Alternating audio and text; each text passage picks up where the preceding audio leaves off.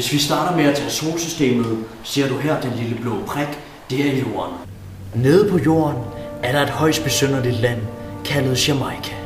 Dernede er der en højst besynderlig bevægelse, kaldet Rastafari. Det går faktisk ud på at ryge en masse hash, gå med mærkeligt langt hår i lokker og høre underligt rytmisk musik. Vi undrer os over, Som 2 arkæologer hvordan nogen kan leve på den måde. Vi undrer os over, hvordan bevægelsen har ændret sig gennem tiden.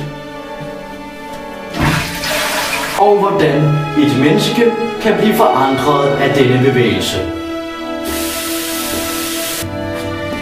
Og hvad der sker nede på det varme land. Det vil I nu finde ud af de næste 40 minutter. Så læn dig tilbage i træstolen Åbne ørerne. og lad os tage et andet sted hen.